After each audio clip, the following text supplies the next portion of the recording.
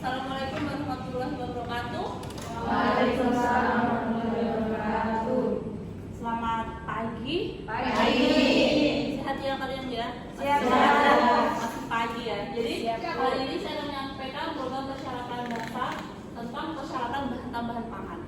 Pasti kalian sudah sering dengar ya bahan tambahan pangan, apalagi sering dengar yang acara yang di TV investigasi yang Badan POM itu kan sering ya kalau hari raya itu dia beliau sampling. Ini kok warnanya kok nyolok sekali, apakah menggunakan bahan tambahan pangan yang berbahaya atau tidak? Itu sering kan kalian sudah bisa membedakan belum? Walaupun belum saya kasih materinya, ada yang sudah bisa membedakan? Beneran nih. Oke, saya lanjutkan ya. Jadi program persyaratan dasar itu ada 10 ya, persyaratan lokasi UP, persyaratan lingkungan UP, persyaratan bangunan dan fasilitas UP, persyaratan perawatan dan perlengkapan, yang kelima persyaratan bahan baku, yang keenam persyaratan penanganan dan pengolahan UP, persyaratan bahan tambahan panganan, persyaratan pengemasan, persyaratan penyimpanan, dan yang terakhir persyaratan otomatis ya distribusi. Nah, ini persyaratan bahan tambahan pangan ini saya ambil dari materinya Bapak Agung Sasoso ya. Yang pertama itu UP itu dilarang. UP itu tahu kan? Siap. Yang dilarang menggunakan bahan tambahan yang tidak diizinkan sesuai ketentuan peraturan perundang-undangan. Jadi kalau di peraturan itu tidak diizinkan untuk digunakan untuk bahan pangan, jadi tidak boleh digunakan. Misal pewarnanya ini tuh khusus untuk pewarna sintetik pada tekstil, jadi jangan dipakai untuk pangan.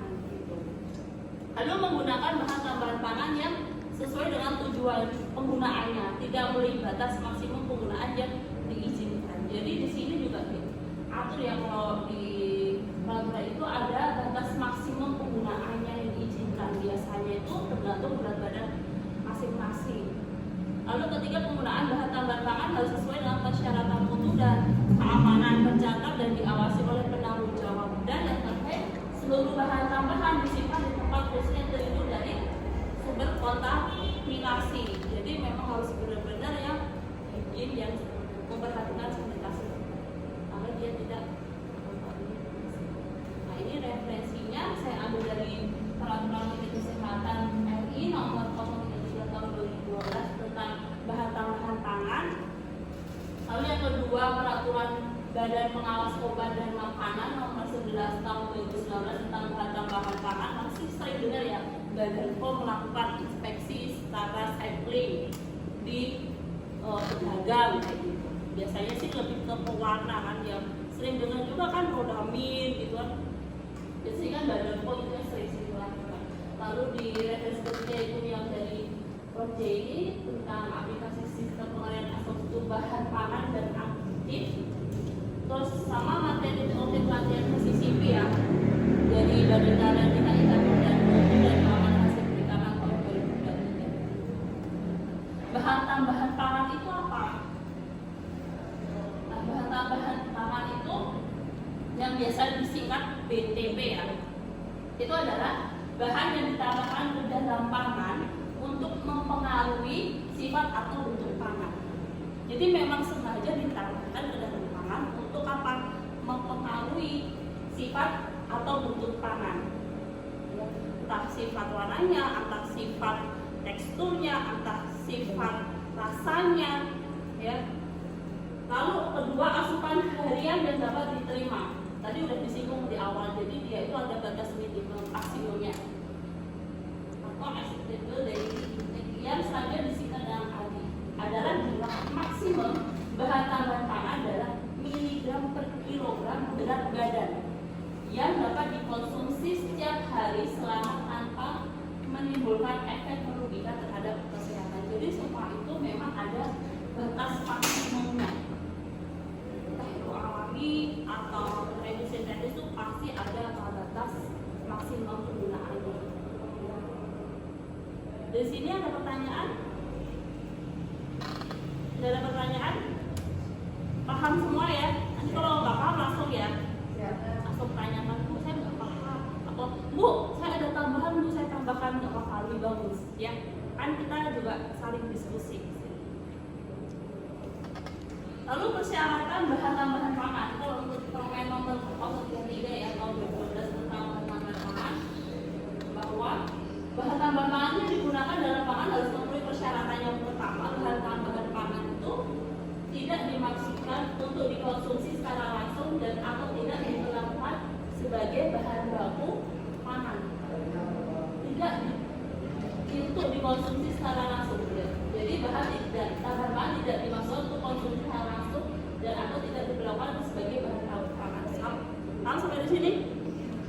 Yang kedua, bahan tambahan pangan dapat mempunyai atau tidak mempunyai nilai gizi yang sengaja ditambahkan ke dalam pangan untuk tujuan teknologis pada pembuatan, pengolahan, perlakuan, pengepakan, pengemasan, penyimpanan, dan atau pengangkutan pangan untuk menghasilkan atau diharapkan menghasilkan suatu komponen atau mempengaruhi sifat pangan tersebut baik secara langsung atau tidak secara langsung. BTP tidak termasuk cemaran atau bahan yang ditambahkan ke dalam pangan untuk mempertahankan atau meningkatkan nilai gizi. Ya, harus memenuhi persyaratan ini ya. Jadi kita harus menggunakan bahan tambahan pangan itu harus memenuhi persyaratan dari Permenkes ini yang sudah diatur. Oke, lalu untuk ini ya, menurut Permenkes ya pasal 33 tahun 2012 tentang bahan tambahan pangan bahwa ada pasal 3 ya, nanti saya kasih ini ya Permenkesnya, saya kirim ke kalian. Bahan tambahan pangan yang digunakan dalam pangan itu terdiri dari penggolongan sebagai berikut, yaitu ada anti buih, anti kempal, antioksidan, bahan pengkarbonasi, yang garam pengemulsi, gas untuk kemasan, humektan, pelapis, pemanis, pembawa untuk carrier agent, pembentuk gel sama pembuih, dan ada lanjut lagi ini ada pengatur keasaman ya, makanya ada beberapa makanan dan minuman itu yang diasam. Nah itu biasanya menggunakan ini pengatur keasaman, acidic regulator, sama pengawet. Biasanya di pengalengan, pengemasan itu biasanya pakai pengawet. Nah, pengembang, pengemulsi, pengental, pengeras, penguat rasa, peningkat volume, penstabil, penekstensi warna, perisai itu paling sering di minuman-minuman itu.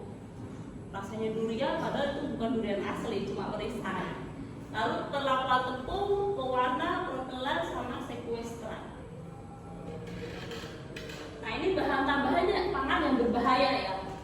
Asam borat, asam salisilat, dietil pirakarbonat, dulsin, formalin ya. Yang kalian paling sering dengar adalah formalin ya. Formalin, kalium bromat, kalium klorat, chloramphenicol, minyak nabati yang didominasi, nitrofurizon, dulkamara, kokan, nitrobensan, sinamil atranilat, dihidrosafrol, biji tongkat, minyak kalamus, minyak kansi, sama minyak sasaparas.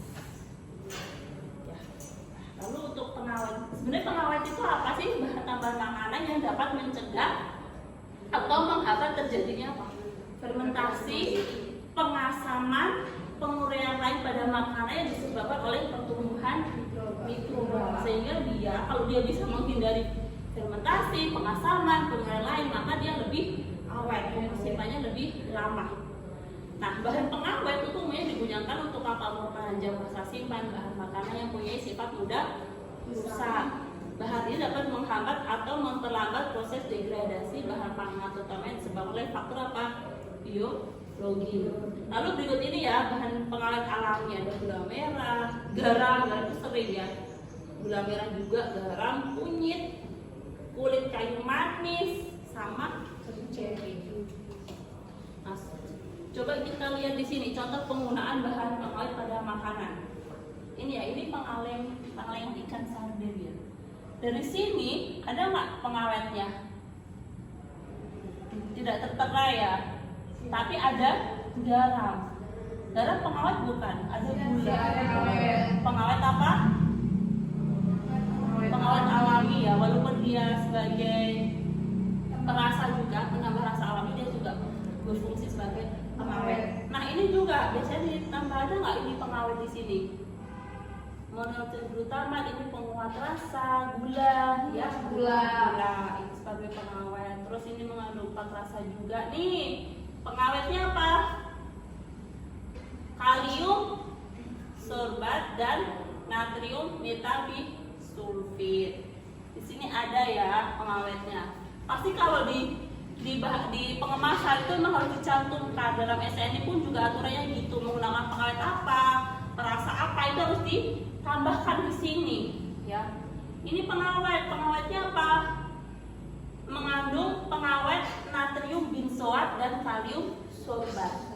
Ini ya, jadi pada kemasan ini udah tercantum pengawet masing-masing ya. Ada ini natrium benzoat, kalium sorbat ya, ini ada gula, garam gitu. Lanjut. Nah, ini juga di pengalengan ikan sarden ya. Ini dia pakai garam. Untuk pengawet secara alaminya enggak, non alaminya enggak ada. Sampai di sini ada pertanyaan? Kalau paham, saya evaluasi 3 pertanyaan aja. Siap. Oke ya, cepet-cepet aja nanti ya. Yang saya, apakah yang dimaksud dengan bahan tambahan pangan? Izin Bu. Ada lagi? Aku coba ayo toh. Hah? Oke, ayo. Apa bahan tambahan pangan? Mohon izin menjawab Ibu, bahan tambahan pangan itu biasa disingkat dengan BTP.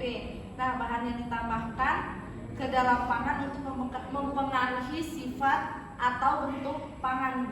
Contohnya, misalnya kita membuat donat, biasanya kan bahan tambahan donat itu kan pengembang. Nah, pengembang itu merupakan BTP. Jadi BTP tersebut berpengaruh untuk membuat donat menjadi bentuknya lebih besar. Siap, terima kasih. Kalau misal pengawet, Kalau pengawet banyak Ibu. Kalau pengawet alami dia seperti garam, gula, itu merupakan pengawet alami. Dia juga bisa menambah rasa terhadap suatu makanan yang ditambahkan bahan tersebut. Oke. Terima kasih. Sekarang untuk pertanyaan kedua, bahan pengawet yang tidak boleh digunakan pada makanan, 2 aja. Oke? Ada pertanyaan? Oke.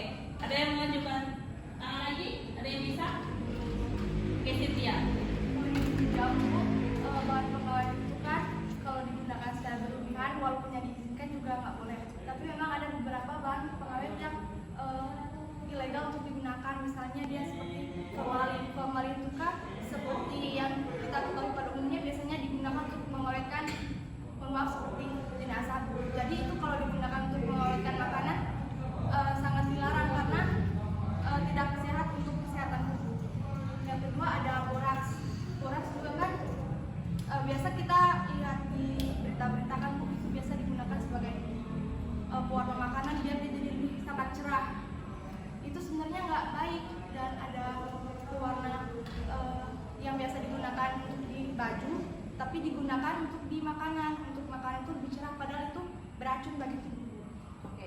Contohnya formalin. Nah, formalin itu juga kadang ada yang menyalahgunakan pada ikan. Ikan segar itu kan dia cepat untuk mengalami kemunduran mutunya kalau kita tidak memperhatikan sistem rantai dinginnya.